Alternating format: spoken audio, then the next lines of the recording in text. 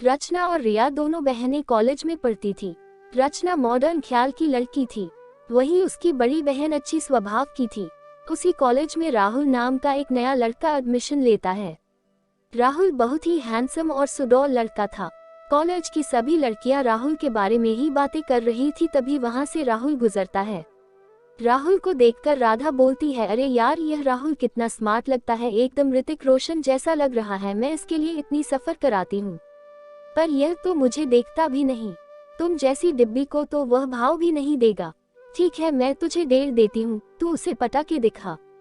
रचना, पढ़ाई पर ज्यादा ध्यान दो, लड़कों को तोड़ना बंद करो। जब देखो तुम दोनों लड़कों की ही बातें करती रहती हो। यहाँ पढ़ने आई हो या लड़कों को लाइन मारने आई हो? यार, आप कभी तो रोमांटिक हो। हम लड़कों की बातें कॉलेज में ना करें तो बुरी होने की बात करेंगे। यही उम्र है, कर ले गलती से मिस्टेक। राधा तू रुक, मैं अभी आई राहुल से जान पहचान बना के आती हूँ। रजिस्टर राहुल के पास जाती है और उससे पूछती है, हे, तुम फ्रेश हो? So maybe I could show some places. हाँ हाँ, क्यों नहीं। ओह, तुम तो काफी स्मार्ट हो। तुमने तो ये डोले शोले भी बना रखी है, कोई भी लड़की तुम्हें देखकर फायदा हो जाएगी। हाँ, काफी इंटरेस्टिंग बातें करती हो। अपनी पहली ही मुलाकात में रचना अपने दिल में राहुल के लिए सपने देखने लगती है। अब वो हमेशा राहुल के साथ ही रहा करती थी। इससे पूरे कॉलेज को लगने लगा था कि दोनों रिलेशनशिप में है। राहुल भी रचना को चाहता था, लेकिन फर्क सिर्फ इतना था कि रचना राहुल को प्रेमी की तरह चाहने लगी थी, पर राहुल उसे सिर्फ दोस्त की तरह चाहता था। इसका कारण था कि राहुल रचना की बहन रिया को चाहता था। वो रहता तो रचना के साथ था, पर उसका पूरा ध्यान रिया पर रहता था। एक दिन राहुल रिया को देखकर मन में बोलता है, ये लड़की कितने सिंपल और खूबसूरत है, बिल्कुल मेरी ड्रीम गर्ल की तरह। राहुल तो किसी भी लड़की से बात करने में इतना नर्वस नहीं होता था, पर रिया से बात करने में न जाने उसे क्यों डर लगता था। राहुल रिया को अकेले देखकर उसके पास जाता है और उससे बोलता है, यह गंगा नहीं। पर क्यों? मैं तुम्हारे प्यार में डूबकर पवित्र होना चाहता हूँ।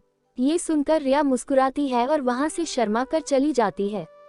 रोज राहुल रिया से अकेले में मिलता है। धीरे धीरे रिया और राहुल दोनों में प्यार हो जाता है। दोनों कॉलेज में एक साथ नहीं देखते, पर दोनों एक दूसरे में ही खोए होते हैं। रचना इस बात से अनजान थी, वो राहुल से बहुत प्यार करने लगी थी। रचना एक दिन राहुल के साथ बैठकर रोमांटिक बातें कर रही होती है। यह देखकर रिया को बहुत गुस्सा आता है और रिया बोलती है, ये रचना जब देखो मेरे राहुल के साथ फ्लर्ट करती रहती है।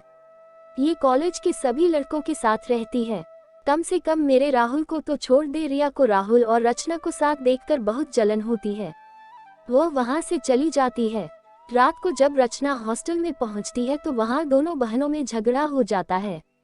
कहाँ थी, अभी तक इतनी रात हो गई है और तुम ड्रिंक करके आई हो। दी, आप छोटी छोटी बातों पर रोक टोक करती हो। कभी कभी तो मुझे लगता है आप मेरी माँ से भी ज्यादा हिटलर हो। तुम्हें यह छोटी सी बात लगती है, छोटी छोटी सी खुराकें बड़े बड़े जहाजों को गिरा देती है। दी, राहुल बहुत इंटरेस्टिंग है। इसके साथ रहने पर टाइम को पता ही नहीं चलता कि टाइम कब पास हो जाता है। अच्छा, तो तू यहाँ पढ़ाई करने आई है या राहुल के साथ इश्क लड़ाने आई है? रुक, मैं मम्मी पापा को तुम्हारी सारी कल तुझे बताती हूँ। दी, आप ऐसा नहीं करोगे यार, मैं आपकी छोटी बहन हूँ, कुछ तो मेरे बारे में सोचिए ना। दोनों के बीच काफी झगड़ा हो जाता है। रिया गुस्से में घर के बाहर चली जाती है। तभी थोड़ी देर बाद वहां राहुल आ जाता है। वह देखता है कि रिया उदास है तो राहुल उससे बोलता है, अरे रिया, गुस्से में एकदम बंदरिया लग रही हो। देखो तो मेरा मूड मन खराब करो, और तुम मुझसे प्यार करते हो या मेरी बहन को मुझे धोखा दे रहे हो ना? अरे यार, तुम जानती हो कि मैं सिर्फ तुमसे ही प्यार करता हूँ। अरे रचना मेरे साथ ही रहती है तो इसमें मेरी क्या गलती है? अब तुम सारा गुस्सा छोड़ो ना और मेरे साथ चलो, मैं तुम्हारा सारा मूड सही करता हूँ।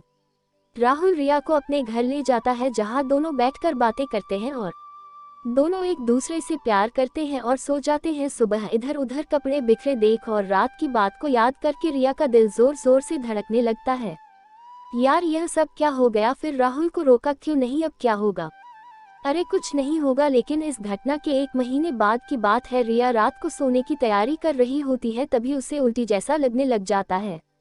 पहले तो उसे लगा कि कुछ उल्टा पुल्टा खा लिया होगा तो वह उल्टी की दवा ले लेती है, लेकिन जब उसके बाद भी उल्टी नहीं होती तो उसका मन घबराने लगता है। उसने राहुल के साथ रात गुजारी थी, वो यह सोचकर अचानक घबरा जाती है, अरे बाप रे, कहीं मैं प्रेग्नेंट तो नहीं हो गई। अगर यह सच होगा तो मैं कहीं की नहीं रहूंगी। हाँ, मैं क्या करूं? यह जल्दी से राहुल को फोन लगाने लगती है। ओह देखो तो, आज किसका फोन आया? अरे रात में सूर्य तो नहीं निकल आया। अब तुम चीप लाइन मारना बंद करो। मैं बहुत परेशान हूँ, मेरा मूड ठीक नहीं है। अरे कहो तो मैं आकर तुम्हारा मूड सही कर दूं। राहुल मजाक बंद करो, मुझे उल्टियाँ हो रही हैं, मैं प्रेग्नेंट तो नहीं हो गई।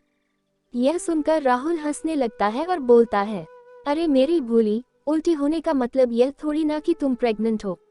कुछ तो अच्छी बातें किया करो यार, फालतू की बात करके मेरा मूड खराब मत किया करो तुम प्लीज। राहुल गुस्से में फोन काट देता है। दिया को खुद पर शक था। रिया घर में ही प्रेगनेंसी चेक करती है और रिजल्ट देखकर उसके हाथ पांव भूल जाते हैं। वह तुरंत राहुल को फोन करती है। राहुल, सब खत्म हो गया, मैं बर्बाद हो गई, मैं किसी को मुंह दिखाने के लायक नहीं रही। अरे यार, तुम अब रोना धोना बंद करो यार, और बताओ क्या हुआ है तुम्हें? I am pregnant Rahul. यह बात सुनकर राहुल के पैरों के नीचे से जमीन खिसक जाती है। उसे समझ में नहीं आ रहा था कि वह क्या करे। मजाक मस्ती में बहुत बड़ा कांड हो गया था। सन ना रिया, मैं थोड़ी देर बाद तुमसे बात करता हूँ। ठीक है, लेकिन राहुल का थोड़ी देर तो क्या, 2 हफ्ते तक फोन नहीं आता और राहुल भी 2 हफ्ते तक कॉलेज नहीं आता। वो रिया को इग्नोर करने लगा था। इधर रिया हॉस्टल में भी उदास रहने लगी थी। रचना रिया की उदासी देखकर उससे पूछती है, दी, इधर आप कुछ दिनों से बहुत गुमसुम सी रहने लगी हो, कुछ हुआ है क्या? यह सुनकर रिया ढूंढने लगती है और अपने मन में सोचती है, मैं कितनी बड़ी घाघरी हूँ जिसने अपने ही बहन को धोखा दिया। अब मैं इससे क्या कहूँ?